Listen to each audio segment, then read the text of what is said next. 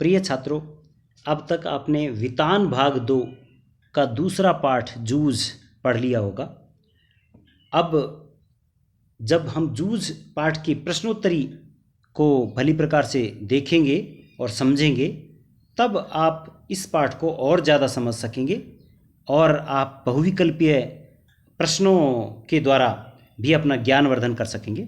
अतः मैं आपके सामने प्रस्तुत हूँ बहुविकल्पीय एक प्रश्नोत्तरी लेकर के। लीजिए, पहला प्रश्न आपके सामने रखना चाहता हूँ। ये आपके सामने पहला प्रश्न है। जूझ उपन्यास के लेखक हैं, अर्थात जूझ उपन्यास के लेखक कौन हैं? पहला विकल्प है मनोहर श्याम जोशी। क्या मनोहर श्याम जोशी इसके लेखक हैं? आपने भी पाठ पढ़ा होगा तो आपको मालूम होगा, मनोहर श्याम जोशी जो वितान भाग 2 का पहला पाठ है सिल्वर वेडिंग, उसके लेखक हैं। इसलिए ये जूझ उपन्यास के लेखक नहीं हो सकते। आनंद यादव के बारे में बताइए, क्या आनंद यादव हो सकते हैं? संभवतः हों, लेकिन इसके बारे में पता नहीं। ओम थानवी जो है अतीत में दबे पांव के लेखक हैं, लेकिन यहाँ एक विकल्प है, इसलिए ओम थानवी भी एक विकल्प है। पर आप समझेंगे जब अतीत में दबे पांव के लेखक हैं तो वो जूझ के ऊपर लेखक नहीं है। शेखर जोशी जो है गलता लोहा के लेखक हैं, और इस तरह से अब जो है जूझ पाठ के लेखक आनंद यादव हैं। ये आपको पता हो गया होगा। लीजिए, मैं आपके सामने दूसरा प्रश्न रखना चाहता हूँ। दूसरा प्रश्न है, यह खेती हमें गड्ढे में धकेल रही है, यह विचार था। खेती हमें गड्ढे में धकेल रही है, यह विचार किसका हो सकता है? विठोबा अन्ना का हो सकता है क्या? एक पात्र हैं जूझ पाठ में। दूसरा, दादा का मतलब, दादा बोलने का मतलब जो आनंदा के पिता हैं, क्या उनका ये हो सकता है क्या इस तरह का विचार? संभवतः। आनंदा का, क्या आनंदा जो एक पात्र है इसमें, उसका हो सकता है क्या विचार ये? क्या दत्ताजी राव देसाई ने ऐसा बोला था कि खेती गड्ढे में धकेल रही है? लेकिन एक बात तो इससे ये भी पता चलती है कि चूंकि ये पाठ जो है आत्मकथात्मक है, तो हमें धकेल रही है ये कह करके मुझे लगता है ये जो है आनंदा ने स्वयं ये वाली बात कही थी कि ये खेती हमें गड्ढे में धकेल रही है। इस तरह से आपका ये दूसरा प्रश्न हुआ। मैं अब आपके सामने तीसरा प्रश्न प्रस्तुत कर रहा हूं। जरा देखिए, तीसरा प्रश्न आपके सामने है। ईख जल्दी पेरने के विषय में दादा का क्या विचार था? ईख पेरना मतलब जो गन्ने की जो खेती होती है उससे रस निकालने का काम है ये, और रस निकाल करके जो किसान लोग होते हैं वे उसका गुड़ बनाते हैं, है ना। तो ईख जल्दी पेरना मतलब कि जो समय से पहले, समय मतलब कोई एक निश्चित समय होता है, जैसे कोई मार्च अप्रैल में जब फसल पक जाती है तब जा कर के कोई लोग जल्दी करते हैं, है ना, और कोई लोग देरी से करते हैं। तो जल्दी पेरने के विषय में दादा का क्या विचार था? दादा मतलब लेखक के जो पिता हैं, वो लेखक के पिता मतलब जो इसमें एक पात्र है आनंदा, उसके पिता। तो कोल्हू जरा जल्दी शुरू किया तो ईख की अच्छी कीमत मिलती है। ईख की अच्छी कीमत मिलने का मतलब है एक तरह से, असल में जो फसलें जो होती हैं उनमें सब में ये होता है कि अगर जल्दी पैदावार निकाल कर यदि आप मंडी में ले गए तो ज़्यादा कीमत मिलेगी, ये बात सच है। तो क्या ये वाली बात थी? नहीं, चारों ओर कोल्हू चलने से गुड़ की बहुतायत हो जाती है। गुड़ की बहुतायत हो जाने का मतलब हो जाता है कि बहुत सारे कोल्हू चलेंगे, बहुत सारा गुड़ बनेगा, तो गुड़ बहुत ज़्यादा हो जाएगा, तो शायद भाव गिर जाते हैं। गुड़ की बहुतायत होने पर उसके भाव उतर आते हैं। हाँ, मैं यही तो बात कर रहा था कि भाव नीचे गिर जाते हैं उसके। या फिर ये उपरोक्त सभी वाला प्रश्न का उत्तर हो सकता है कि दादा का इनमें से कौन सा कोई एक विचार था अथवा सारे, ये सारी बातें एक दूसरे से जुड़ी हुई हैं और दादा का भी यही विचार था, यानी कि ये सारे जो बातें हैं वो उससे एक ही तरह से हैं, दादा का विचार। इसमें उपरोक्त सभी विकल्प जो है वही सही उत्तर है। लीजिए, चौथा प्रश्न आपके सामने रखता हूँ। जो हैं वो इसमें एक पात्र हैं जो पढ़े लिखे व्यक्ति हैं, गांव के मुखिया किस्म के व्यक्ति हैं। उनसे जाकर के उन्होंने सहायता मांगी थी पढ़ाई की, आनंदा और आनंदा की माँ ने। लेकिन उन्होंने सलाह क्या दी थी जरा देखिए, मास्टर की पूरी फीस भरने के लिए कहा था क्या उन्होंने? नहीं। मन लगाकर पढ़ने की बात उन्होंने की थी क्या? नहीं तो सुबह शाम काम करके पाठशाला जाते रहने के लिए कहा था क्या? या ये सारी बातें उन्होंने कही थी? और आपने भी पाठ पढ़ा है तब तो आपको समझ में आ गया होगा कि उपरोक्त सभी इस प्रश्न का उत्तर है, क्योंकि उन्होंने ये सारी बातें कही थी इसलिए। तो लीजिए पांचवा प्रश्न आपके सामने रखता हूं। पांचवा प्रश्न है, पाठशाला भेजने से पहले दादा ने आनंदा से क्या वचन लिया? क्या वचन लिया था? दादा बहुत गुस्सा हो गए थे, आपको मालूम है कि दादा तो भेजने के पक्ष में ही नहीं थे आनंदा को कि विद्यालय जाए आनंदा। लेकिन देसाई, दत्ताजी राव देसाई जो थे, उन्होंने उसके दादा को बहुत डांटा डपटा, क्यों रे रत्नप्पा, छोरे को तू पढ़ने नहीं भेजता है ना। जब डांटा डपटा तो भेजने का निर्णय तो ले लिया, अब ना भेजने का तो कोई कारण नहीं है। लेकिन फिर भी उन्होंने पढ़ाई करने से पहले जो है कई सारे वचन लिए उनसे। कौन सा वचन लिया था या जरा बताइए। दिन निकलते ही खेत पर हाजिर होने का वचन लिया था। खेत पर हाजिर होने का वचन लिया था क्या? सब हुआ था। छुट्टी होते ही सीधे खेत पर आकर ढोर चराने का वचन लिया था। ढोर डंगर चराने पड़ेंगे, ये वाली बात थी क्या? ये वचन लिया था। ज्यादा काम होने पर पाठशाला से गैर हाजिर होने का वचन भी लिया था। जिस दिन घर में ज्यादा काम होगा स्कूल में गैर हाजिर रहना पड़ेगा। या ये सारी बातें हुई थी। तो कौन सा विकल्प इस प्रश्न का सही उत्तर है? और मुझे लगता है उपरोक्त सभी इसका सही उत्तर है, क्योंकि ये सारी बातें शामिल थी। तो ये लीजिए, आपका ये पांचवा प्रश्न आपके समक्ष पूरा हुआ। उपरोक्त सभी इसका विकल्प सही उत्तर है। लीजिए छठा प्रश्न आपके सामने प्रस्तुत कर रहा हूँ। ये छठा प्रश्न है आपके सामने, देखिए जरा। छठे प्रश्न में है, पाठशाला में जाकर भी लेखक का मन खट्टा क्यों हो गया? लेखक का मन खट्टा हो गया है ना। पाठशाला जाकर भी खट्टा हो गया, मतलब उसको बुरा लगा पाठशाला में जाकर के। अभी बुरा लगने का कोई कारण नहीं होना चाहिए था, क्योंकि लेखक के मन में तो एक तड़प थी, स्कूल जाना चाहता था, वो तो पढ़ना चाहता था, है ना। लेकिन कोई एक कारण ऐसा इनमें से, उसके साथ के सभी लड़के आगे की कक्षा में चले गए थे, इसलिए उसका मन खट्टा हो गया, क्योंकि साथ वाले जो लड़के थे सब आगे चले गए। अब वो इस कक्षा में सारे नए नए लड़कों के साथ में, बच्चों के साथ बैठना पड़ रहा था उसे कम उम्र व कम अक्ल लड़कों के साथ बैठना पड़ रहा था। क्या ये वाली बात थी क्या? कम उम्र तो हो ही गई होगी, क्योंकि उसके साथ वाले आगे चले गए, तो बाकी लड़के कम उम्र के होंगे। कम अक्ल भी बच्चे, क्या ऐसी बात थी क्या? पाठ में ये बात आई है, आपने पढ़ा होगा शायद। कक्षा में केवल 2 ही लड़के लेखक की पहचान के थे, बाकी सब बच्चे अपरिचित थे। ऐसा था क्या? संभवतः ये वाली बात आई हो पाठ में, आपने पढ़ा होगा। या फिर उपरोक्त सभी विकल्प ये सही उत्तर हो सकता है। यही सही उत्तर है, क्योंकि ये सारी बातें सही हैं, और इन्हीं कारणों से लेखक का मन खट्टा हो गया था स्कूल में जा कर के भी। तो लीजिए, अब आपके सामने प्रस्तुत कर रहा हूँ 7वां प्रश्न। ये 7वां प्रश्न है आपके सामने, और 7वें प्रश्न में है, लड़कों के मन में किस मास्टर की दहशत बैठी हुई थी? दहशत बैठी हुई थी किसी एक मास्टर की। कौन से वाले मास्टर की? रणनवरे मास्टर की बात थी क्या? आपको याद होगा, रणनवरे मास्टर जो है एक प्रसंग में आया है, जब लेखक का गमछा जो है वो चौहान के लड़के ने, है ना, टेबल पर ले जा करके रख दिया था, मास्टर की टेबल पर। उस प्रसंग में रणनवरे मास्टर की चर्चा आई है। एक मंत्री नामक मास्टर की भी चर्चा आई है इसमें कहानी में। मंत्री नामक एक मास्टर थे, गणित के अध्यापक, है ना। और एक सौंदलगेकर मास्टर जो मराठी पढ़ाया करते थे, है ना, उनकी चर्चा भी इसमें आई है। तो इस तरह से इसमें वसंत पाटिल नामक एक पात्र भी इसमें है, लेकिन आपको पहचानना पड़ेगा कि कौन से किसकी बात इसमें रही होगी। वसंत पाटिल जो है वो तो एक मास्टर था ही नहीं, आपने पढ़ा होगा। वसंत पाटिल एक छात्र था, इसलिए ये इसमें शामिल नहीं हो सकता है। सौंदलगेकर जो है वो मास्टर थे एक। क्या उन्होंने वे लड़कों को मारते पीटते थे क्या? मुझे लगता नहीं है कि सौंदलगेकर मास्टर मारते पीटते होंगे, क्योंकि वो तो बहुत गा करके, लय लगा करके कविताएं पढ़ाया करते थे, मराठी के शिक्षक थे। और फिर जो है मंत्री मास्टर और रणनवरे मास्टर की बात दोनों की है। तो इसमें आया है कि मंत्री नामक मास्टर जो है गणित पढ़ाया करते थे, और वो जो है जब भी कोई लड़का ज़्यादा क्लास में बदमाशी किया करता था तो एक घूंसा जड़ दिया करते थे पीठ में, है ना, और लड़के के जो है हूक निकल जाती थी, ये वाली बात थी। और इसी कारण से मंत्री नामक मास्टर जो था उसी की दहशत बैठी हुई थी, और यही सही उत्तर है इस प्रश्न का।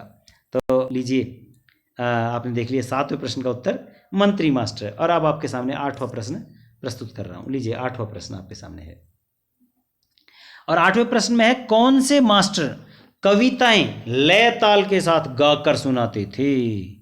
लय और ताल लगाया करते थे, धुन के साथ में गाया करते थे। कुछ मास्टर ऐसे होते हैं, आपने देखा होगा, कविताओं को बड़े ध्यान मग्न होकर के गाया करते हैं, है ना। तो जरा देखिए, क्या रणनवरे मास्टर कोई कविताओं को गा करके सुनाया करते थे क्या? क्या उस बारे में कोई चर्चा आई है? रणनवरे मास्टर के बारे में ऐसी कोई चर्चा है आप आई हो, आप देखेंगे।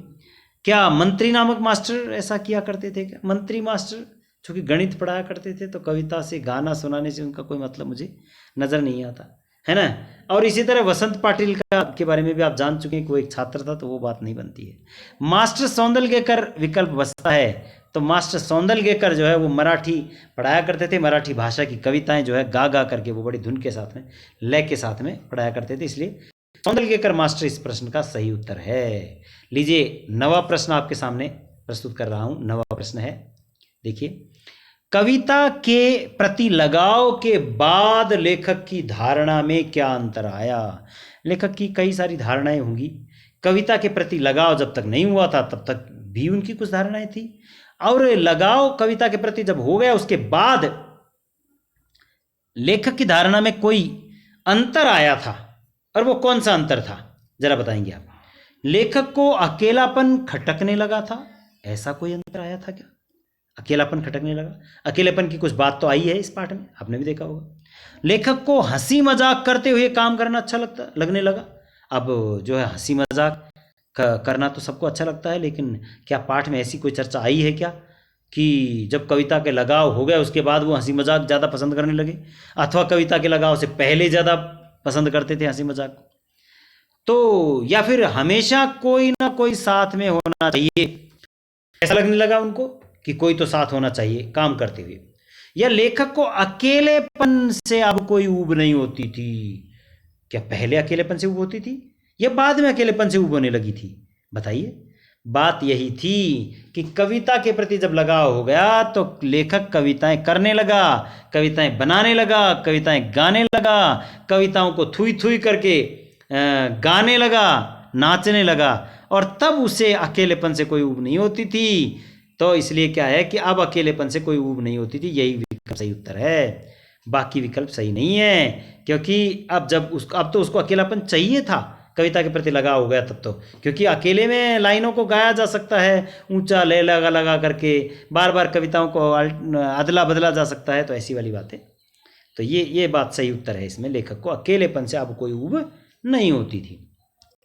आपके सामने 10वां प्रश्न प्रस्तुत कर रहा हूँ, जरा देखिएगा। 10वां प्रश्न है आपके सामने, लेखक को कब लगने लगा कि कवि भी अपने जैसा ही एक हाड़ मांस का, क्रोध लोभ का मनुष्य ही होता है?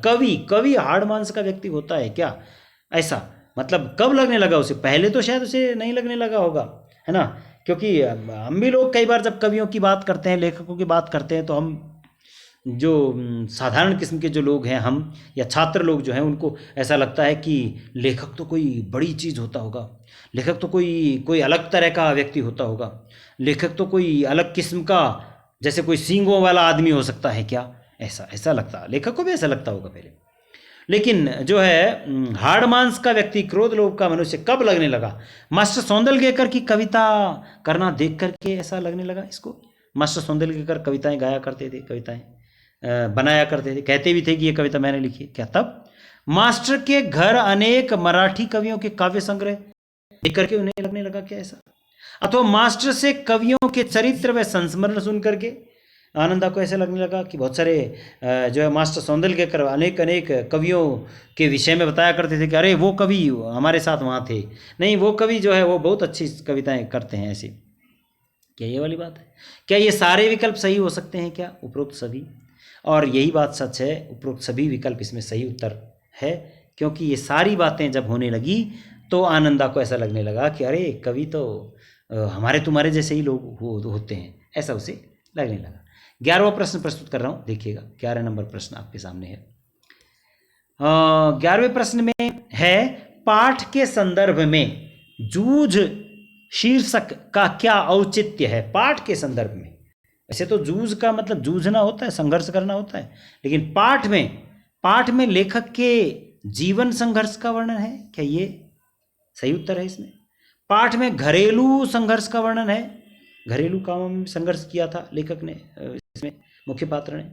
पाठ में खेती के कार्यों का संघर्ष, मतलब वही मुख्य है क्या? खेती के कार्यों में भी संघर्ष तो था, लेकिन क्या वही मुख्य है इसमें? पाठ में शरारती बच्चे लेखक को परेशान करते हैं, क्या ये सही उत्तर हो सकता है क्या? है आपने भी देखा होगा कि पूरे जीवन का संघर्ष जो है लेखक का, और चूंकि जब पूरे जीवन में संघर्ष होगा तो ही तो कोई शीर्षक बनेगा ना। तो जूझ शीर्षक जो है कवि के या लेखक के पूरे जीवन के संघर्ष को लेकर के ये शीर्षक रखा गया है, इसलिए ये सही उत्तर है इसका। और लीजिए आपके सामने 12वां प्रश्न प्रस्तुत कर रहा हूँ। 12वां प्रश्न देखिएगा।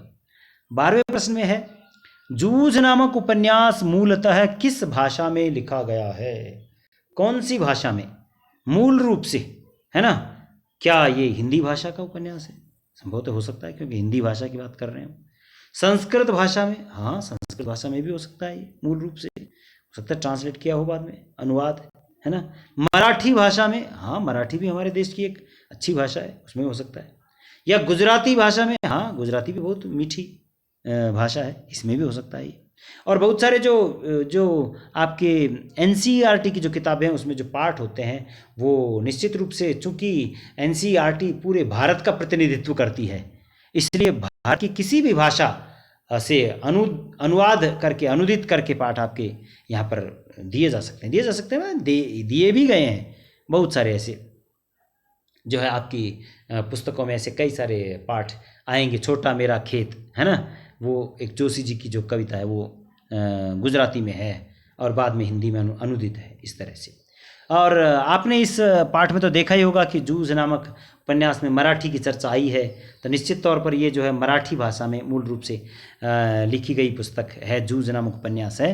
और उसका यहाँ पर केशव प्रथम वीर, है ना, नामक जो लेखक हैं उन्होंने अनुवाद किया है हिंदी भाषा में इसका। तो ये निश्चित तौर पर मराठी भाषा में मूल रूप से लिखी गई पुस्तक है जूझ। अब मैं आपके सामने प्रस्तुत कर रहा हूँ 13वां प्रश्न। जरा देखिए 13वां प्रश्न आपके सामने है और इसमें लिखा है कि आनंदा के पिता थे, पिता मतलब थे पिता तो, लेकिन वो कैसे थे? सहृदय व दयालु थे क्या? बहुत सहृदयी व्यक्ति थे, दूसरों के प्रति बहुत करुणा और दया का भाव रखते थे क्या? मेहनती व जुझारू थे क्या? बहुत मेहनत किया करते होंगे खेती पाती में, है ना, जूझते संघर्ष करते होंगे, ऐसा भी हो सकता है क्या? कठोर और अशिक्षित, बहुत कठोर थे, मारपीट किया करते थे और अनपढ़ व्यक्ति थे क्या? ऐसा था क्या? है ना? विनम्र व ईमानदार भी, ये सारी की सारी अच्छी बातें इसमें लिखी गई है, लेकिन इनमें से कौन सी बात थी उनके पिता में मौजूद थी? और आपने देखा ही होगा कि उसकी पत्नी भी, आनंदा की माँ भी डरती थी उनके पिता से, और आनंदा को भी पता था क्योंकि वो बहुत बार मारते पीटते थे।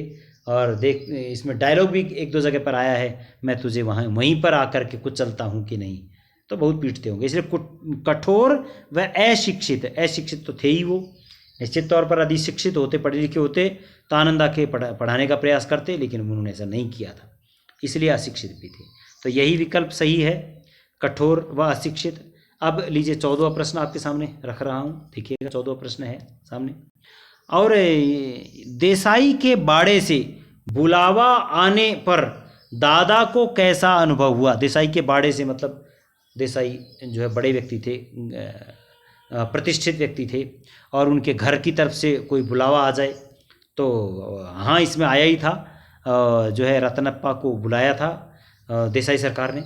पर उस समय पर जब बुलाया गया था तो रतनप्पा अर्थात दादा अर्थात आनंदा के पिता, उसको कैसा अनुभव हुआ? सम्मान का अनुभव हुआ क्या? नहीं डर लगने लगा क्या? क्योंकि बड़े व्यक्ति थे, कहीं पता नहीं क्या डांटेंगे डपटेंगे ऐसा, या अपमान का अनुभव हुआ क्या? नहीं तो इनमें से कोई नहीं विकल्प सही हो सकता। कौन सा विकल्प सही हो सकता है आप समझ लीजिए। और यहाँ पर देसाई के बाड़े से बुलावा आने पर दादा को सम्मान का अनुभव हुआ था, क्योंकि बड़े व्यक्ति ने याद किया है तो ये बड़े सम्मान की गर्व की बात ही थी। इस तरह से यही सही विकल्प है इसका। और अब आपके सामने 15वां प्रश्न प्रस्तुत कर रहा हूँ। लीजिए 15 प्रश्न नंबर 15 आपके सामने है, देखिएगा। लेखक बचपन में किस प्रकार कविता किया करता था? किस प्रकार मतलब कौन सा तरीका था उसका कविता लिखने का, करने का? यहाँ पर भैंसों की पीठ पर लिख करके, यानी भैंस चराता तो था लेखक, ये बात तो सच है, पर क्या पीठ पर कविताएं भी लिखा करता था क्या? नहीं, ढोर चराते हुए, हाँ ढोर चराने वाली बात भी पाठ में आई है, पर क्या चराते चराते वो कविता भी किया करता था क्या? खेतों में पानी लगाते हुए, खेतों में पानी लगाने की चर्चा भी आई है, क्योंकि ईख में बहुत पानी देना पड़ता था और उसने वचन भी लिया था कि खेतों में जब पानी लगाने की बारी आएगी तो तुझे पाठशाला से गैर हाजिर होना होगा। पर क्या ये वाली बात कविता लेखन के बारे में भी थी क्या? अथवा ये उपरोक्त सभी ये सही विकल्प हो सकता है। और आप जानते होंगे सारे ही काम लेखक करता था और ये सारे काम करते हुए ही वह कविता किया करता था, इसलिए यही यानी उपरोक्त सभी विकल्प ही सही उत्तर है। ये आपके सामने मैंने प्रस्तुत कर दिया। लीजिए 16 नंबर प्रश्न आपके सामने प्रस्तुत कर रहा हूँ। 16 नंबर प्रश्न है कि लेखक की पढ़ाई में किस व्यक्ति का महत्वपूर्ण योगदान था? पढ़ाई में, लेखक को पढ़ाने में, मतलब लेखक विद्यालय पहुंचा उसके पीछे किसका विचार या किसका हाथ था, या उसकी पढ़ाई में महत्वपूर्ण योगदान किसका था? लेखक की माँ का। लेखक की माँ मतलब उसको पढ़ाना तो चाहती थी, ये बात है। दत्ताजी राव का, दत्ताजी राव ने भी जो है उसके पिता को डांटा डपटा और सुनाया था, ये बात भी सच है। मास्टर सौंदलगेकर, उसने उनको जो है बड़ी रुचि के साथ और लय और ताल के साथ में कविताएं सुनाया करते थे मास्टर सौंदलगेकर। तो इसका मतलब इन सबका योगदान है लेखक की पढ़ाई में, महत्वपूर्ण योगदान। अब महत्वपूर्ण मतलब कम ज़्यादा भी हम नहीं कर सकते, क्योंकि लेखक की माँ जो है उसने क्या किया था कि उसको पढ़ाने के लिए देसाई सरकार के यहाँ तक गई वो, और उसके मन में थी कि कम से कम 7वीं तक 6ठी तक पढ़ाई तो कर ले वो। दत्ताजी राव ने भी जो है अच्छा काम किया था, उसके पिता को समझाया बुझाया था कि भाई बच्चे को स्कूल भेजो।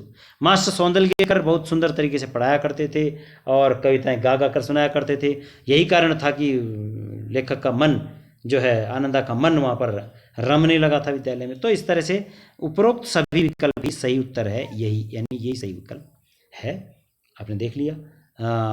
और अगर आप इन सब प्रश्नों का भली प्रकार से अभ्यास करेंगे तो आप इस पाठ को समझ सकेंगे।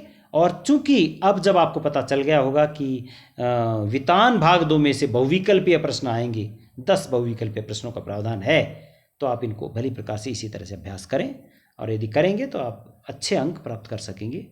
मैं इतना ही आपको बताना चाहूँगा। धन्यवाद के साथ आपकी इस प्रश्नोत्तरी को समाप्त कर रहा हूँ।